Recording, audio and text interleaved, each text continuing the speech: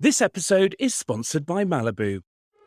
Hey Huns, here on the Hundamental Guide to Life, we're letting the fun shine this winter with Malibu. For this week's episode, I'm sipping on a delicious passion fruit daiquiri, just one of the gorgy cocky teas that can be made with Malibu. Why not join me in a drink as you listen to this week's episode by checking out the super easy recipes on Malibu's Instagram page at Malibu Rum UK. Come on Huns, let the fun shine this winter with Malibu. Over 18s only.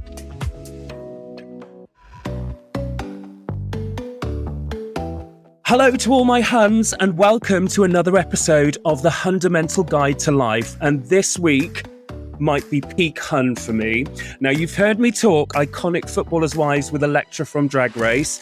We spoke with Rosie Ramsey talking all things classic Tanya Turner epicness. And now I literally can't believe I'm about to say this. I feel like Alexandra Burke, you know, when she's introducing Beyonce on The X Factor. We have two stars of the show that frankly go down in Hunstory. Please welcome to the Hundamental Guide to Life, TV royalty, Susie Amy and Zöe Lucker. Hi, we're so excited that you're having us on. I mean, we are such fans of yours as well. It is like gay Christmas for me today. I've literally been sat for like weeks now because we've been sort of planning this for weeks. It literally is a dream come true without being sort of fangirling and everything like that straight off. This is like I can't think how old I was in like 2004. Let's leave that. But this is my 2004 self, just loving life. So thank you so much for being with us. Oh, it's our absolute pleasure. We think you're brilliant. Oh, thank you so much. So you know that Hunsnet is all about nostalgia and fun and everything like that. And I was thinking before we started recording, the 90s had kind of icons, you know, like the Spice Girls, and there was the whole Britpop thing. But the noughties, I don't think had that many icons. But you guys in Footballers' Wives, I think, are fully classified as Hun icons of the noughties. How do you feel about that? Over the moon. Yeah. That's quite something. Yeah, it is. You guys are friends in real life, which is great. What's it like talking about Footballers' Wives all these years on? Because it seemed to have this massive resurgence. How do you feel about talking about it all these years on? Are you kind of like, not this show again? No, not at all. I mean, it was brilliant for us, the show, and it was a brilliant time in our lives. And we were so lucky. We got such great characters and great scripts and all that. And I think, the two of us tend these days not to actually talk about Footballers' Wives unless people talk to us about it, because of course, obviously we spend a lot of time together, and so we just do the usual, what girlfriends talk about outside of work, really. But we're absolutely, thrilled that people are still loving the show. Obviously, it's come out now on BritBox, so that's like a new wave, a new generation of people that are starting to watch it now. But no, I mean, we're just incredibly flattered that people still enjoy the show, still think about the characters, remember the characters. I mean, it's 20 years since we actually filmed, so it's a long time for people to remember back to. But as I say, we're very honoured and really flattered. It was actually in August 20 years ago that we met for the first time, when we met in Croydon, of all places. Classic. Hurley Way, where I was actually born. And it was such a weird time looking back. They had actually, I hope nobody minds me saying this from the production team, I'm sure they don't 20 years on, but they'd actually had Zöe in mind for this show. They had met her for another project. She's too modest to say this, but they'd met her for a different project and had her in mind for Tanya Turner. I mean, of course they did. Uh-huh. Hey, by the way, just a little aside, when originally she wasn't called Tanya Turner. No, she was called Tamsin Turner. Tamsin Turner. And they changed it. So I'm so glad they did, because Tanya Turner works a lot better. Turner works so well. And actually, Chardonnay's name in the original scripts was Cheryl. So it was only late on. In fact, oh my God, the first time I ever auditioned for Footballers' Wives, unlike Zöe, I went through a rigorous audition process. They had her in mind. She was their choice. And of course she was. She's fantastic. I met them and I didn't hear back because they really, really wanted a blonde girl. And they were looking everywhere for a blonde girl. And suddenly they said, recall all hair colours. So I got back in 6 or 7 times. So unlike Zöe, I was in there constantly. And I thought, weirdly, I was 20 at the time.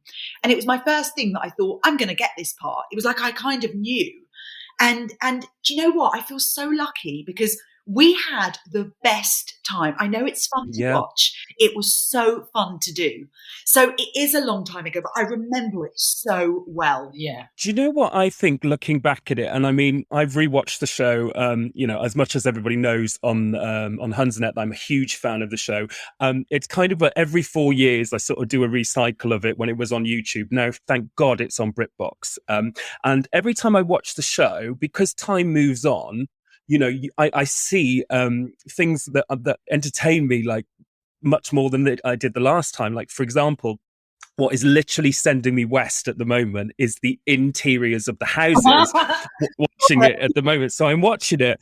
Donna Walmsley's house is literally like the range on Smack, but at the time, I remember looking at it, I'm like, oh my God, those houses, those cars. And it's just, it's for me, like when I watch it, it's like this, it was like an innocent time. It's got an innocence about it because it's this sort of time capsule that exists before all of social media and all of the, things going crazy. And it's for me personally, it's a real special time. So for you guys to be part of that is just amazing. Yeah, I suppose the thing is that, these days we because of social media, we all get glimpses into everybody's homes, through that. So I think, back in the day, it was only really if you did a photo shoot for Hello magazine or a K magazine, something that you would see those kind of grand houses or whatever. So it was a bit of a treat, wasn't it? It really was. And also, on any downtime in the show, the particular house that I filmed in, Kyle and Chardonnay's house, it was so luxurious. It really was the house, wasn't it? Yeah. Yes. And I mean, with land and I, you could just go and like rest in one of the beds. It was really? It was really great. Or just sunbathe out the back, down by the lake. Susie and I used to sort of find special spaces just to be together and eat Haribos. What are you? Are you Tangfastic, Super Mix, or Tangfastic? She's Super. I was Super Mix. I'm Super Mix as well. Wasn't it Star No, Mix? it's the then? one that's Star got Mix. the white. Yeah, Super the Mix. White bottles in, because I don't eat anymore. But oh God, we used to eat so many of them at lunchtime and then basically pass out. Yeah, and I mean, I used to go to full sugar cokers. So we'd be like, have more sweets, you'll feel better. You're dealing sweets on the Footballers' Wives set. Brilliant. Mixing that with the glucose that I used to have to snort. I mean, I used to get home at the end of the day and I was absolutely buzzing. One thing I remember from when the show first came out, I think you did a press interview, Zoe, and it was about you. I think it was there's a story about you coming home from filming on the train, and having just done a scene where Tanya's done some naughty stuff, and people are looking at you like, "What the hell?" Oh, and I had powder, I had glucose around my nose. Oh God. I'd totally forgotten about that. That was horrible. Oh, yeah, but it goes hand in hand with the iconicness of what this story is. It's brilliant. I'm loving the behind the scenes gossip. By the way, this is brilliant. Can I just ask one quick question? I was on the episode recently where Paddy's nurseries gets redecorated, and there's like an extra bathroom on this. Was that actually in that house? Yes, the ensuite of that room. I love that you're actually asking that. And let me tell you how well I remember that day. I was wearing a pink maharishi, those loose trousers, little Costabella strapless that was basically underwear on the half, clutching that baby. I mean, I was thin as a rake. With the new baby and so much spray tan. I mean, I don't even tan in real life. There was need a bathroom there, my darling. Yes, fabulous. I was just on the christening because obviously everybody remembers the wedding, but I'd kind of forgotten about the christening. But the christening was like, I think because the christening season 2, isn't it? So I think the producers must have had in their head like season 1, let's go the big opulent wedding. How are we going to top this? And then there's Paddy's christening. It is just something else. It's so brilliant. Graced the front of OK magazine as though it was a real situation. The crossover. I was wearing £500,000 worth of diamonds around my head. Casual. Yep, they had me in at 4 a.m. for the hair extensions and the diamond fitting. And by the time lunchtime came, one of the costume assistants, Kerry, had to sit in my trailer with me as security. I mean, I don't know who she was going to fend off, bless her. I was fuming because I was exhausted. I was like, Kerry, I want to go to sleep. I was such a diva back in the day. Why not? I love this. No, this feeds in. It's brilliant. She went, go to sleep, but I'll be watching you. And I shut my eyes, and there she was staring at me in that tiny caravan. gosh. BDI, talking about that as well. I don't know whether you saw the other day, I literally was in tears watching the clip-in purple extensions that you had in. It was brilliant. So brilliant. No, are you talking about me? Were they orange? Yes. Yeah. No, they're like violet. I was going to say I kept the orange ones, the violet ones. I forgot about them.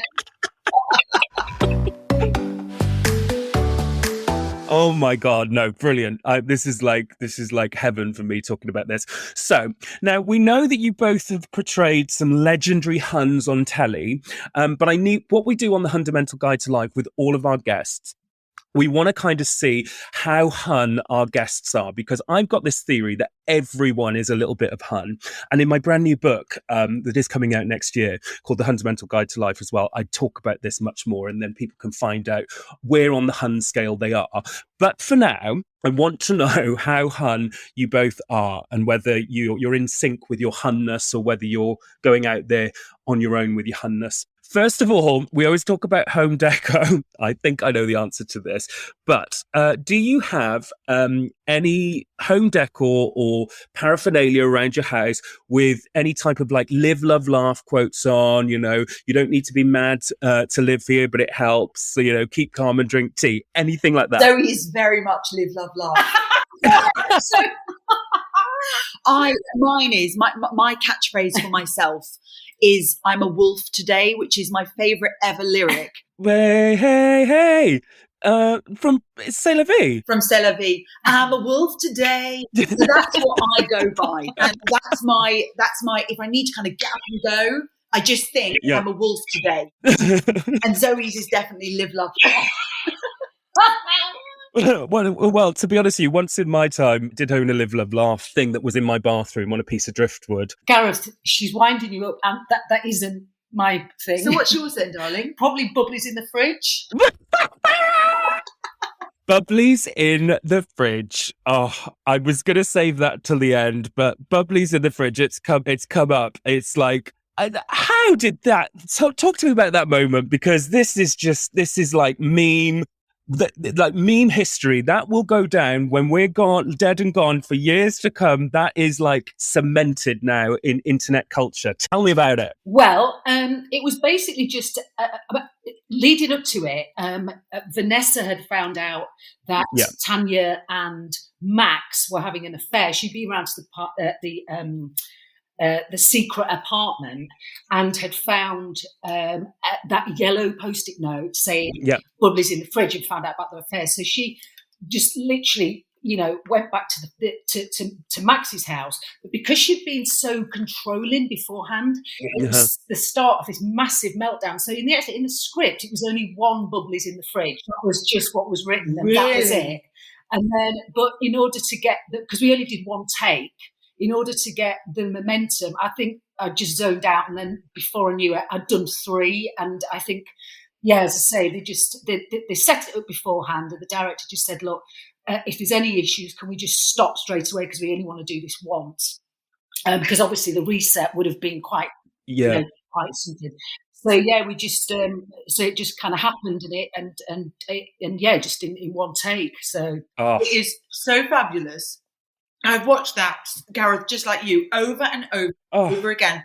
Also, people always tag me in your stuff, and I just see it because I'm much better on social media than Zoe, so I always have to draw her attention to everything. And that particular moment just goes down for me as TV gold. I love it so much. I don't know whether you've noticed, but and I talk about this in my book as well, that Bubblies in the fridge is now a official Hun recognised mood. So it's like I could go like 0 to Bubblies in the fridge in 3.5 seconds when I'm pissed off. That's like, it's just, you're so brilliant and you're so observant and so I don't know. We think you're ace. Yeah, we do. Oh, like honestly, my heart, I'm going to get the bubbly out the fridge in a minute and go crack it open. It's bloody. Thank you, sir. No, literally, that means an absolute lot. When I do these memes and these things like that, I always think about the people in. It's never laughing at; it's always laughing with, or using the quotes and everything. So to hear you guys give that feedback is amazing, because I'd never want to offend anybody, and I totally respect you guys as actresses and characters and that as well. So to be able to give us these little nuggets and gifts is just amazing. So thank you so much. Gareth, it's super, super flattering for us that that you do that and you consider that of us. So, we are really, really grateful. Thank you. My gush-a-thon over. Do you remember Freddo's? Yeah. Well, yes. Yeah, Lily still eats Freddo's. She's my daughter. Thinking about this, and I know that they've like increased by about 3 times, haven't they, in price?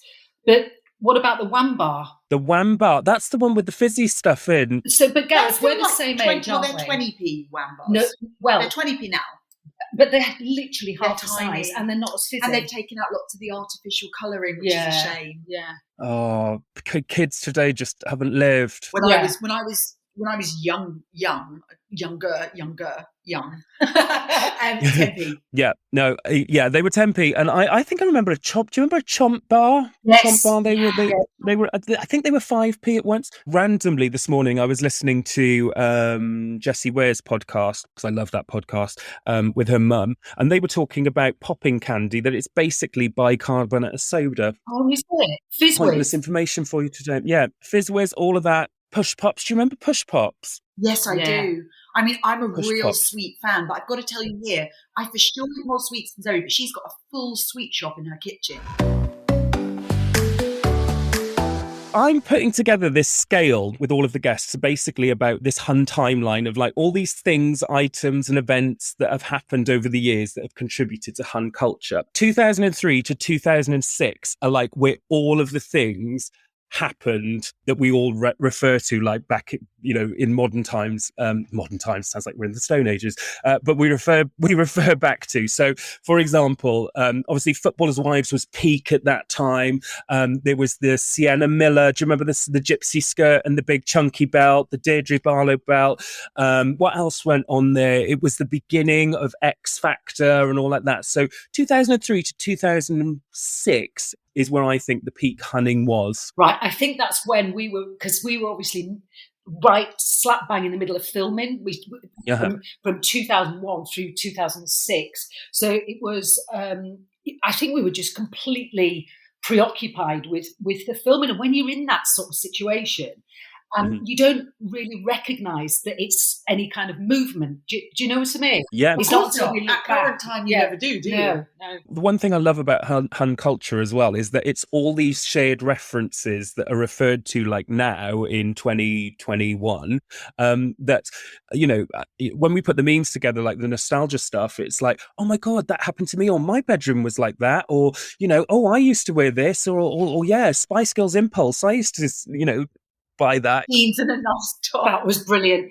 The jeans and a nice top one. We loved that. That was so funny. Your fashions on Footballers' Wives are, I could do a whole page about them. They're amazing. We did enjoy, and I know obviously you clocked Tanya Turner's nails growing season by season. I mean, on the first series, they were long. By the end, I mean, do you remember you used to apply eye cream with the back of them into the eye? Yeah. Because you couldn't obviously put a finger in a pot. I wondered what you were going to say then. You know what, fashion-wise, though, I think the girls' fashion, I mean, obviously it's of a time, but I think the girls' fashion in the show sort of ages better than the boys' fashion, because there's a lot of office shoes and dark denim in there for the boys. Yes. Because I remember at the time, it was looks that I had myself. You just don't think about it, but now looking back, it's just you'd never do it in these times. No, I mean, we had this amazing costume designer called Sarah Arthur, who just had such a brilliant eye. She really did. Yeah, because I've got to say, on the first series, obviously the producers had high hopes for this show. Yep. Nobody, including them, really realised what was actually going to happen with this show. You know, they already owned and produced Bad Girls.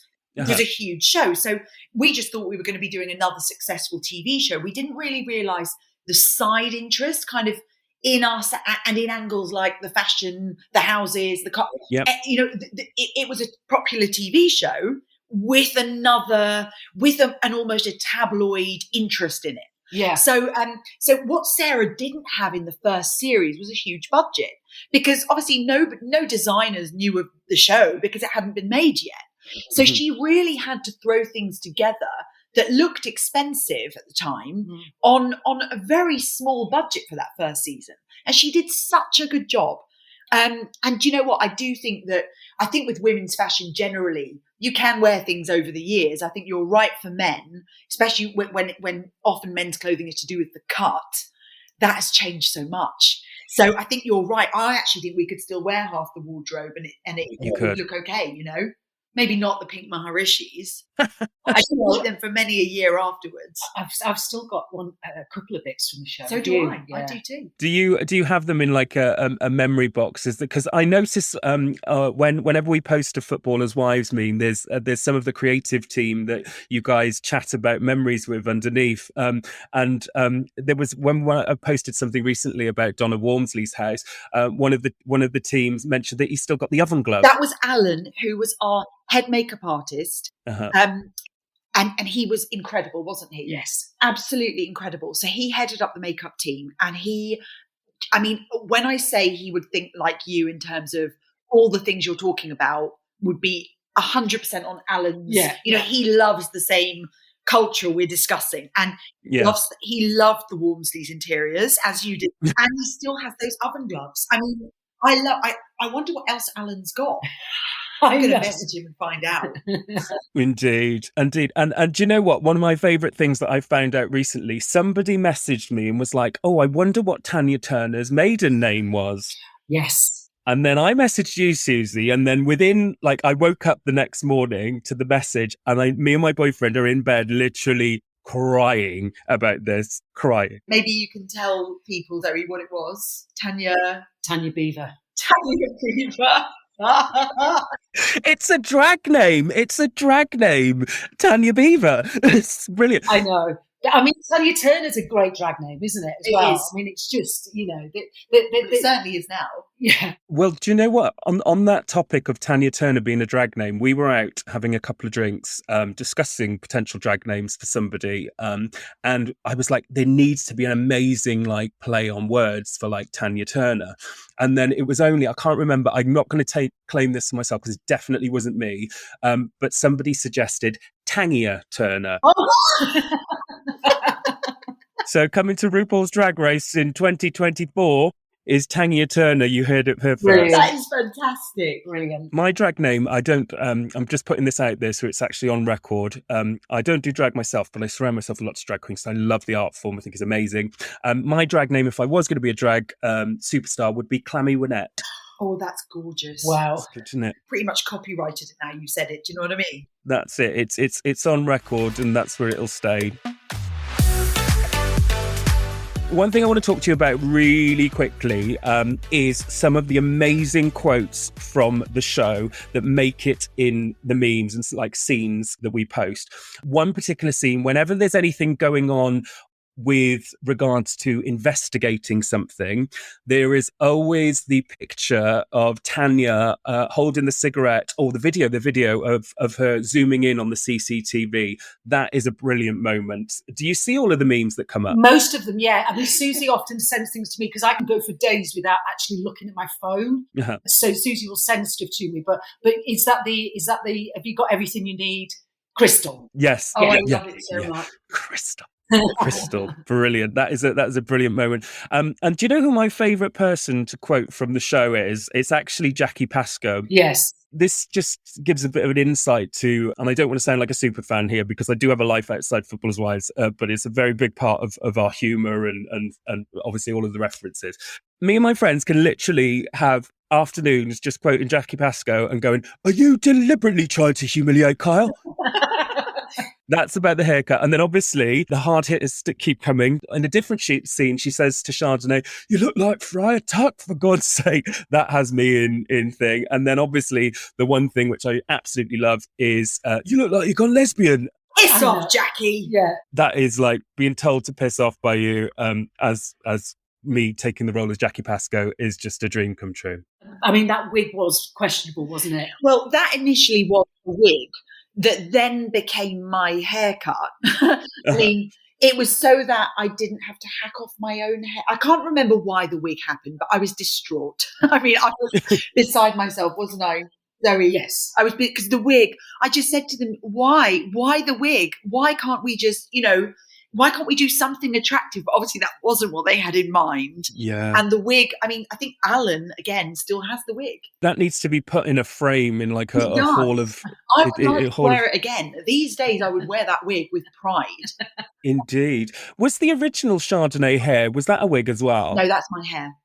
That was your hair, fab. It was so brilliant. They had wanted, this is why they wanted a blonde girl. They wanted a blonde girl because then they wanted to cut it short and dye it dark. So because I was already brunette, they decided to try and make it red to then do it dark, which didn't have the same impact. So that is why I started the show with a dark red tinge to my hair, so that when I then dramatically cut it off after the tragic burning incident, it was darker. But obviously it was already dark, so it didn't quite have the blonde to dark impact. But I don't think I would have looked great blonde, so I think they chose not to make me blonde. I love you laughing at me. Well, we were gifted with that beautiful Dennis the Menace-esque wig for your short cut off, and it will go down in history for being an iconic look. So thank you. So that much. means a lot to me all these years on. It really does, because my confidence took a knock at the time. Oh gosh, the tears shed over that wig.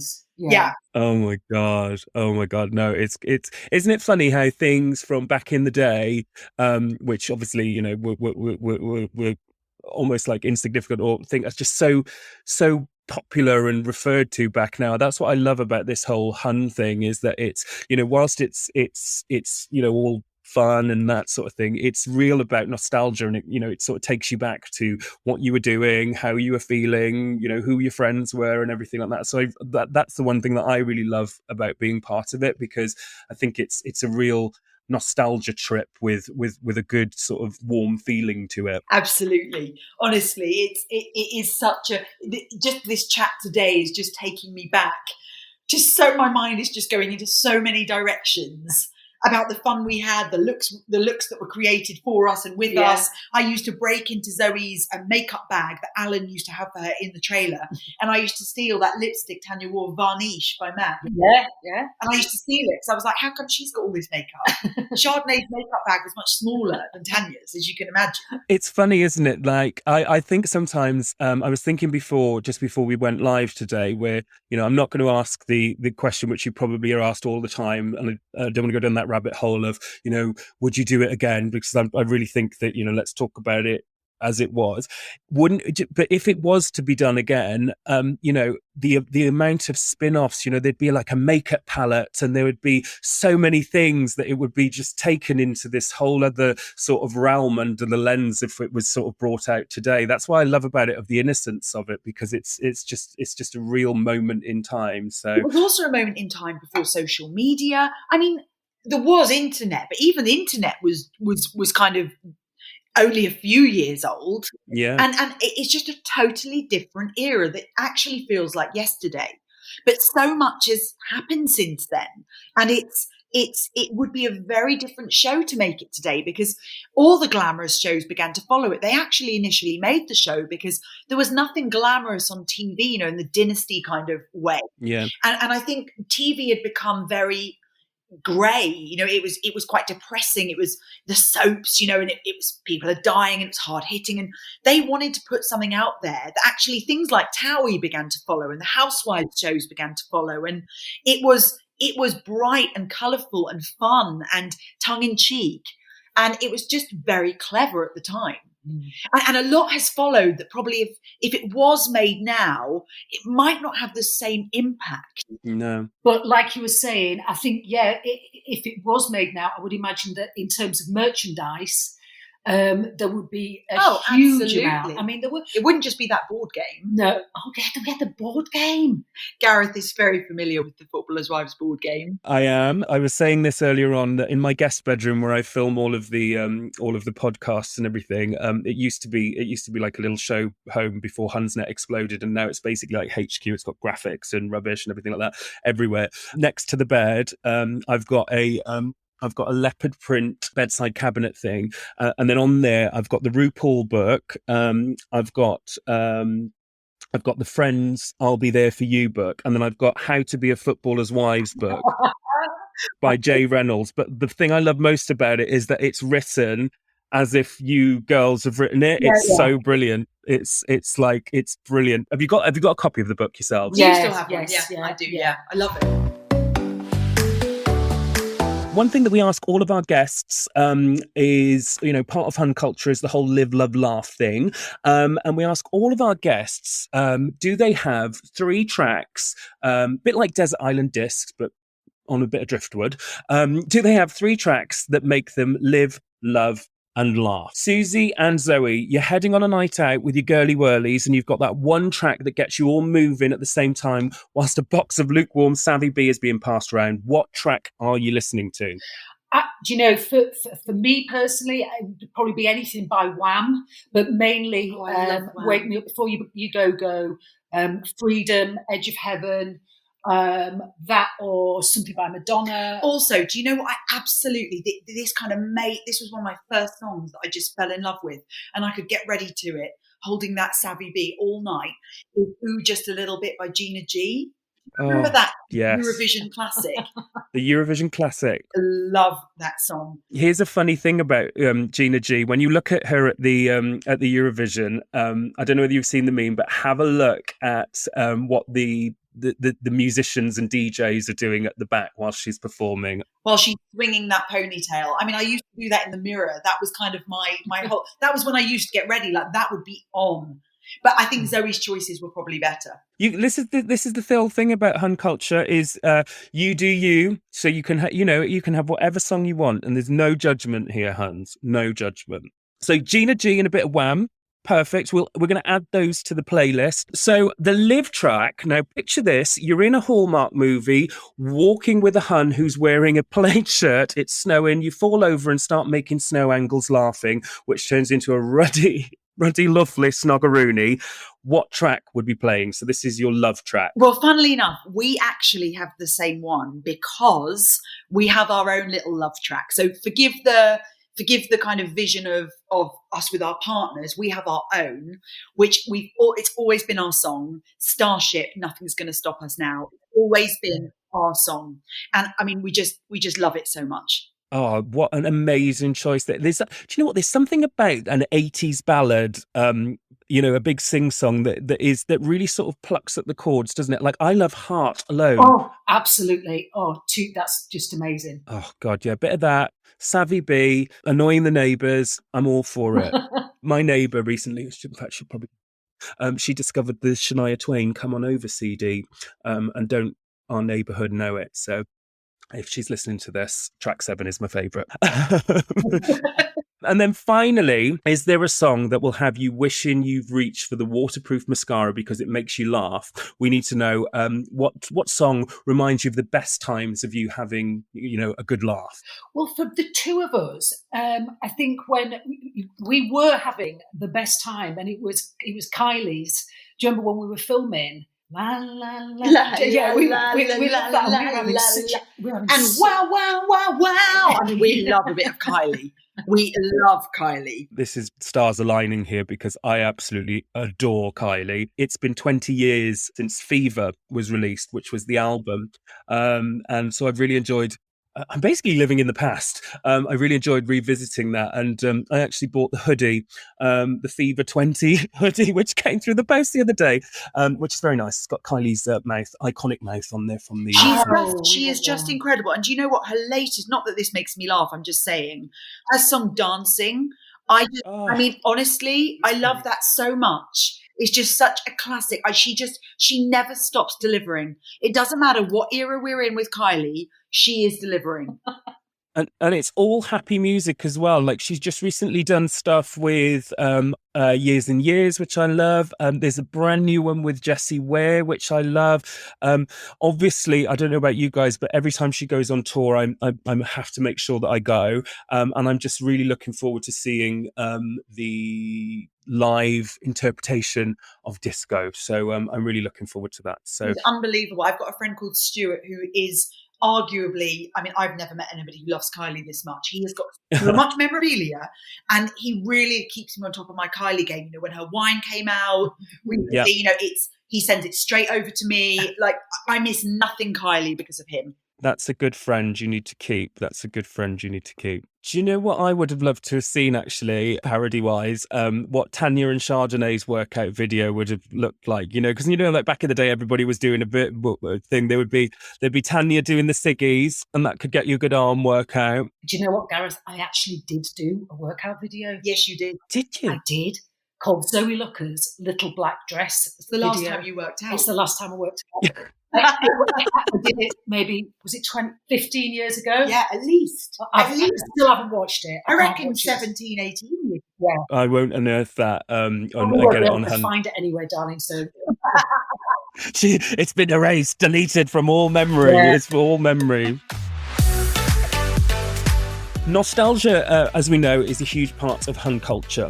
One thing that lots of people do on their podcasts is they play the agony aunt role and get people to send in, you know, problems, and people sort them out. Well, we thought on the Hundamental Guide to Life, we would do it slightly different. And do you remember back in the day, like this is way back, like school years, the teenage magazines, now, you know, are arguably really toxic now, and we don't want to go into all of that, but they used to have some really fun problems sent into the problem pages. So what we've been doing with our guests is we've been revisiting some of these problems from back in the day, and essentially we have been looking at them under the lens of 2020 Hun and what a Hun advice we would give to the problems back in the day. Yeah. Great. I'm 14 and I'd never kissed a boy. I'm really worried I'm not going to be any good. Loads of my mates have boyfriends already and are way ahead of me. This was from, I think it was from Ms. Magazine. I'm worried everyone's going to think I'm weird if I don't get a snog. But what if I do it wrong? Help. Snogless in Swansea. Oh. It's really funny because I had these sorts of fears when I was younger as well. If it, like, on a total serious note, if somebody did have that problem as a teenager listening, please don't rush into just kissing random people who've got no inclination in kissing. On another note, be aware of cold sores. Exactly. They are a pain. I do suffer with them every now and then, and I wish I didn't. Goodness knows who I picked them up from. Yeah. Do you know what? I used to read these problem pages. It's the only reason I bought the magazines. I loved them. And at the time, I had these fears too. You know, I used to practice on the back of my hand. Yeah. Did you? Yeah. Does everyone? Yeah. And posters of George Michael, of course. I had one. And Nick Kamen used to kiss him. But these days it's helpful because there's a lot on the telly that you can that you can research. So things like The Vampire Diaries, some very attractive people kissing on there. Yes. You can watch them and copy them. I actually really hate the pressure on youngsters thinking that. Yeah. You feel that if you haven't done this, or this, you're weird. It's like there's the life, I know it's short, but it's also long. And actually, kissing somebody you actually find attractive is a hell of a lot more appealing than just kissing someone random so you can tell your friends you've kissed someone. If you need to, just lie and say you have. Exactly. Rather than actually kissing someone. But I do remember just needing to get it over. I know. I hear you. Yeah. I'm just, as a mother of two girls now. Yeah. And you know, your daughter's Lily's there at that age. Lily's 13. It's terrifying. Yeah. It's terrifying. But yeah, I mean, listen, snog who you need to, but only snog who you want. Yes. This is what our Hunsnet followers said, because they're jokers. If your tongue isn't tasting tonsil, this is Lord Ashby, at Lord Ashby, you're doing it wrong. Okay. I don't think I'd want to never taste. tasted tonsil. No, it's gross. Somebody else, Timothy, gave some advice for those looking to make a little extra. Tongue puncher Calippo ice lolly. Other ice lollies are available, by the way. And no, I'm not reading the rest of that. That's dirty. I'm not doing it. I'm not doing it. But you can, no, that's dirty. Timothy, see me after class. Strange Glue gave some lovely advice. There's no right or wrong in way to kiss. Just try and follow their lead if you're nervous. That's good. You know what? That is good, because having a little bit of kissing experience myself, I've got to say the kiss does depend on the other person too, because it's not just one person kissing, it's two people connected. So actually, sometimes somebody could be a great kisser, but they're just not a great kisser with you. Exactly. Other times, it just connects, doesn't it? Yeah, I'd also say maybe go and find a dark room, because then it's not quite as embarrassing. If the gay's listening, I think Zoe means not that type of dark room. You know what I mean? No, not when you're 14 anyway. No. And then Duffy 8219 says there'll be shit too, so get practicing. And then has given her an iconic Hun quote: "Don't become a little bit of a slag, become a total slag." I'm not quite sure that's great advice for a 14-year-old, but not advice I would be giving to my 13-year-old. No, she would. No. Cool for all that anyway, isn't she? You've got it all to come. Right, Susie and Zoe, now you are two absolute Hun royalties on our TV. Of course, you've been across all of the soaps as well, and you've got all of that experience in Footballers' Wives as well. So you should have an insight into who you would crown as a right royal Hun, because here on the Hundamental Guide to Life, every week we get our guests to almost hunduct, in fact, not almost, they hunduct somebody into the Royal Hun Hall of Fame. And it's somebody who flies the Hun flag high, or somebody that you really admire for showing true Hun qualities, or you just absolutely really love, or just somebody that features on the page, or you can put anyone you want in there. So who would each of you induct into the Royal Hun Hall of Fame as a Royal Hunness? Okay, I'm going to go with Moira Rose from Schitt's Creek, who is played by Catherine O'Hara. Do you know what? She, as soon as I turned on Schitt's Creek and I saw her, I mean, obviously I could never forget her from Home Alone. She is one of my all-time idols. I absolutely love that woman. Yeah, she's amazing. And just, I mean, everything about that character is just extraordinary. I mean, like her wigs, her makeup, her dramatic sensibility, her language, just everything about her is just fabulous. And she's a wonderful mother to her kids, as wonderful as she can be. And she's just eccentric and brilliant and an absolute genius. Did you watch Schitt's Creek when it first came out, or when it got that resurgence, like recently? I watched it right from the very, very beginning. I stumbled across it and just got completely but then I had to keep waiting for the new seasons. Yeah. But no, I loved it immediately, and I loved her character straight away. Have either of you seen The White Lotus? No, but it's a new show. It's HBO Sky Atlantic. It is so fantastic, and the actress who plays Stifler's mom from American Pie, Jennifer Coolidge, is in it. And I mean, I love her, and I love The White Lotus. So Jennifer Coolidge is my Hun. She is so iconic. Funny. We love her. Ladies, this has been, like, honestly, one of the best hours of recent times for me. And I'm so over the moon that you guys, A, agreed to come on, B, that you get it, C, that you've reminisced and given us some behind the scene gossip. Honestly, this has really made my life. Thank you so much for coming on, girls. It's been fabulous. Thank you for having us, Gareth. Thank you. We loved it. Thank you so much. Listen, where can our listeners find you? What's coming up for you guys? Are you on socials? I know that, Zoe, you mentioned that you're not on thing, but let's get everyone following you and that. She's absolutely on socials. It's just she doesn't check it as often as me or see as much. So she'll always see stuff. But she will see it. She's _Zoe Lucker, and I'm just Susie Amy. Just looking at it now, it's just mainly pictures of me and Susie. I'll put one up to you, darling.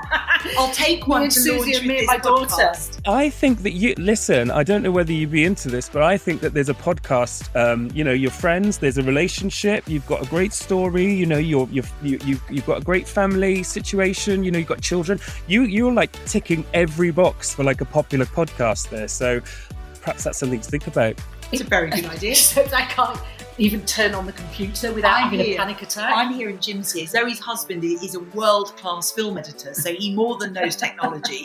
So that's why she's never had to learn it. Listen, Zoe, one thing I want to get to in my life is just turning up and doing the gig. And if you can do that, just do it. Oh, that's what I reckon. If they can get everything set up and then you can just turn up, I think that's where you should start from. Oh, bless you. Thank you, Gareth. Oh, thank you so much for coming on, ladies. And yes, that's another episode of the Hundamental Guide to Life over and done with. And that will probably go down in history as one of the most iconic hours of my life. And I'll be talking about this to everybody and everybody who'll listen. Thank you so much. That's it from the Hundamental Guide to Life this episode. Don't forget you can get your fix of our Gorgina picks and more tracks to pop your pussy to with some Prosexy. So follow the Hunsnet profile on Spotify where we'll dump all of the songs. And of course, don't forget to subscribe and follow this podcast. Oh yeah, and rate and review 5 stars. Thank you. Insanity Group. If you love Hunsnet and you love brunch and you've not checked out Hunsnet's Hun Brunch, then you're missing out, honey.